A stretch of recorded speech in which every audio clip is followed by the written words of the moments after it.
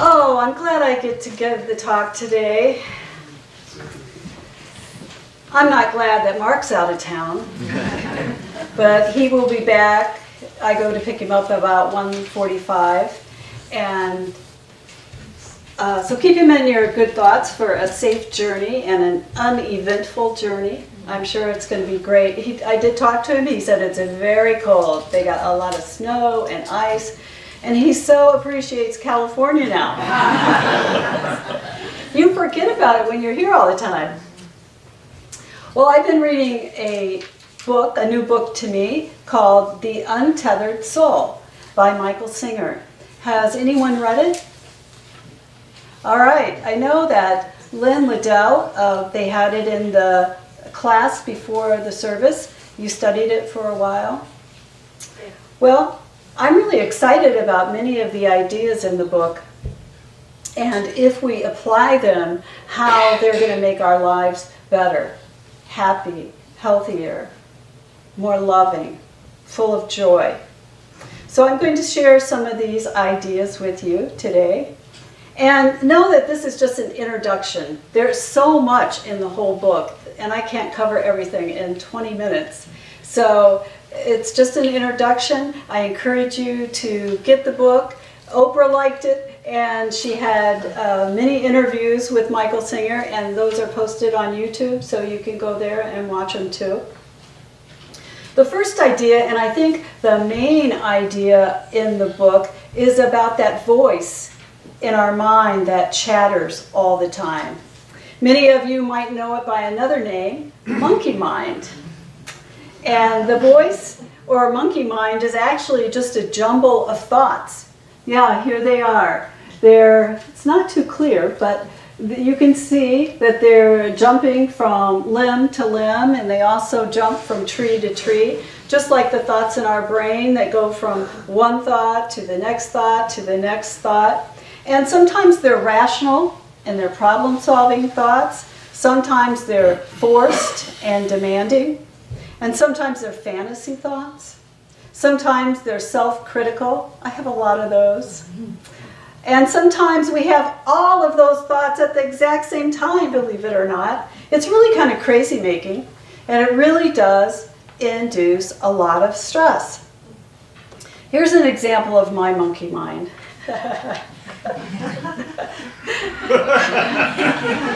As I was preparing to walk my dog Tara yesterday, I was at the door and I was excited about going out into the fresh, crisp, cold weather.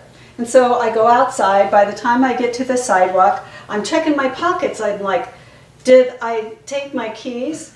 And did I even lock the house? And how am I going to get back in the house if I don't have my keys? So we walk a little farther down, about 4 houses down, and there's a basketball stand in the middle of the sidewalk. And I'm feeling irritated at my neighbor for not moving that. And then I think, well, gosh, isn't it great that the kids have a place to go outside and play basketball? I mean, that's great. So I walk a little further down the road, and here comes another dog. And I'm stressing out because I'm wondering, is Tara going to bark? And what kind of energy is it going to take to pull her back? And so we continue on. We get a little further down the block, and there's this big patch of green grass. And I notice that someone didn't pick up after their dog. And my thought is, now who would let their dog go on the lawn and not pick it up? That's one of my pet peeves, right? And then I fantasize about having a conversation with this person. I'm going to tell him. I'm going to set this straight, right? And then my thoughts start arguing with one another, If they say, oh, Karen, you're a minister and you're a unity person. How could you judge someone like that, And maybe they didn't have a bag with them, or they didn't realize it happened. And then this other voice pops up and says, oh, sure they did. I know they did. They're just insensitive. And we keep walking a little bit more, and I see the trees, and I'm like, I love trees. Look at some of them are blooming already, and I love the shapes of trees. And then I think, darn it, I didn't bring my camera. And on it goes. Now, I got to tell you folks, this was in the first 3 minutes of my 30-minute walk. Is that crazy or what? The voice never shuts up. Although much of the time we don't really hear it, it goes into the background and it becomes like white noise. It's always there, but you kind of get comfortable with it, so you don't really hear it. But it's there, trust me. And is it any wonder that we are able to walk, talk, communicate, and be happy with all that going on in our mind? I mean, it's a miracle. It's a miracle that we can do that. However, I don't think that we're as happy as we could be, or we're as joyous as we could be. I really think that it stands in the way of our love, our joy, and our happiness. So I think there's like 3 questions to ask. At least these are the 3 questions I asked as I was going through the book. So what is the voice? Is it who we are? Should we be listening to it? And why do we have it in the first place? And is it possible to slow it down or even shut it off? That's what I want to know. Sometimes, we confuse our thoughts with who we are because we experience them internally so that we think it's us. They are us. And in the book, Michael Singer talks about an important concept for us to understand, and it's about subject and object. For example, I'm standing here looking at this lectern. I'm the observer, and this is the object. So it's very easy to understand when you're talking about outside things, but when you're talking about it on the inside, you have an observer that's observing your thoughts, right? It's kind of hard to get, but you see your thoughts, you hear your thoughts. So there's an observer in you, and your thoughts are the subjects. It's an important thing you'll see as we go along. Think about this. Whenever you have a thought or you feel something, there's a part of you that's observing it. For example, if you had a pain somewhere in your body, and it's not the pain that's talking, is it? It's the voice that's talking.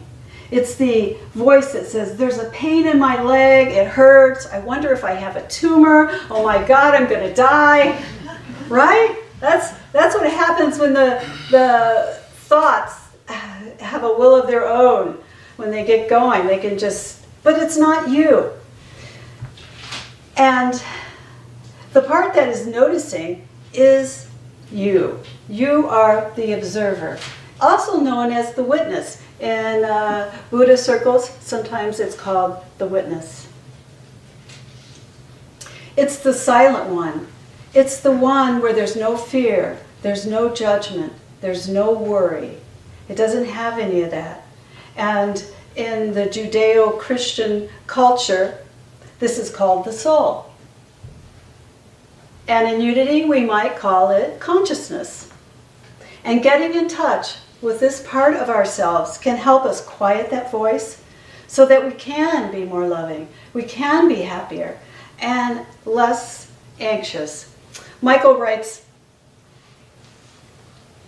there is nothing more important to true growth than realizing that you are not the voice of the mind. You are the one that hears it. We hear the voice, but we don't have to engage it. This has so many wonderful benefits when we get this. You mean I don't have to stress and fuss over everything? You mean I don't have to hold on to resentment? You mean I don't have to feel hurt forever? No, we don't have to listen to those thoughts. And to me, it spells, I was going to say relief. It does. It spells freedom. And this doesn't mean that we don't take care of business, or we don't feel our feelings, or we stuff them. We just do it from a more clear place, a place of clarity, a place of peace. So our next question is, why do we have the constant chatter in the first place, right? Well, I think a big part of it has to do with the primitive part of the brain. That part of the brain was developed to help us survive. And it didn't want us to be eaten or hurt by people, so it looks out for the negative all the time. It's always looking for the negative. But we don't need it anymore, do we? Not like we used to. Not like in the days when they were cavemen and cavewomen and those kinds of things. We just don't need it as much. But we still have it, and it's always on the lookout, and it creates stress. And Michael Singer says this about the chatter. He said, the chatter in our brains is a way to make us feel safer, more comfortable, and more in control. By talking, we make sense of the outer world, and that makes it less threatening. Stress builds up in us just by living in the world. And the talking releases that stress, the same way steam is released from a boiling water in a tea kettle. And so you're going to have to think about these things a little bit, but it makes sense. You know, if we describe a tree out there, it's not so scary anymore because we've talked about it in our minds. There is a suggested exercise in the book that I think is helpful. And I've been doing this because that's how I wrote the example about my walk with Tara, is to spend a day watching the voice. From the very beginning in the morning, start watching it and see what it's saying to you. Pay attention to it. Every time you meet someone, every time you answer the telephone. And it's especially helpful to do it when you're taking a shower to see what's coming up. And then, when you do that, then you have to use your imagination. Imagine that this voice is on the outside of you. Give it a body even, if you want. And then let it start talking. Keep talking to you in that same way it was talking inside of you. And then you get to the point where you are going to hear an incessant monologue that is just burst of conflicting dialogue, and it's neurotic. It's neurotic. And you begin to say, do I really want a friend like that? Do I really want to go to someone like that to make my decisions? You know, think about that. Wow.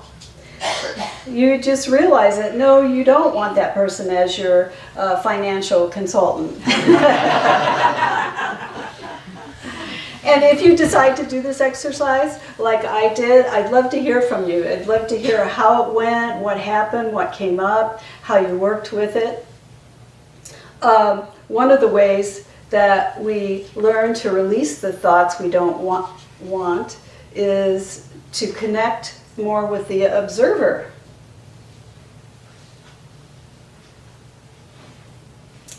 Because that is where the quiet is, that's where the clarity is, that's where the calm is.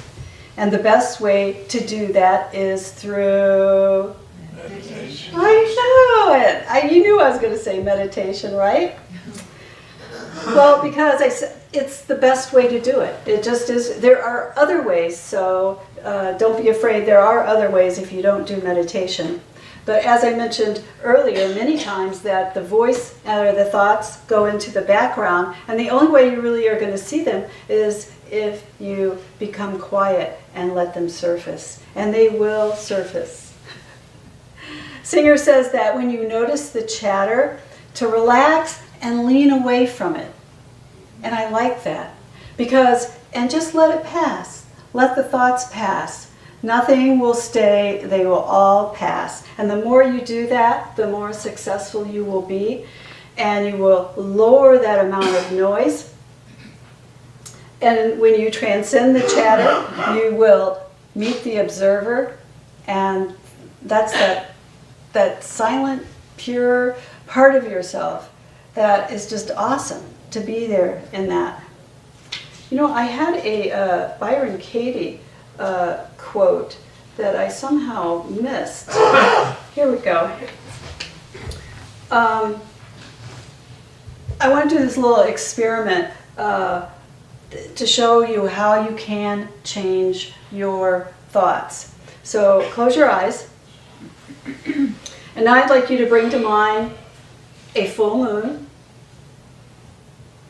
Now an orange. Now a tree. Now a glass of water. Now a dog.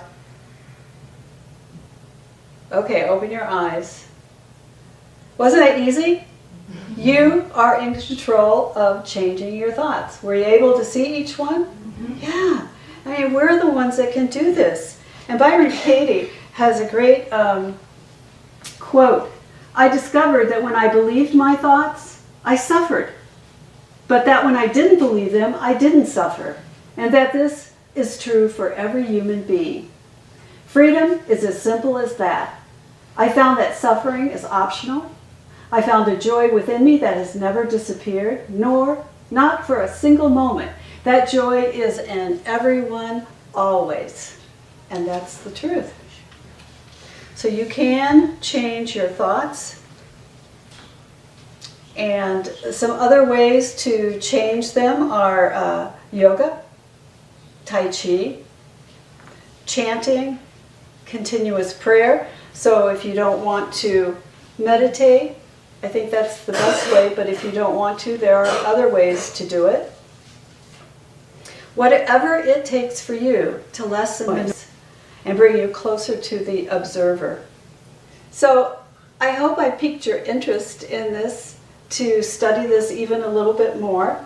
This is just an introduction. I encourage you to get the book, watch the YouTube videos, and then talk with the spiritual, like-minded people here at Unity of Auburn. May we all have more love, more joy, more happiness in our lives. And thank you. Namaste.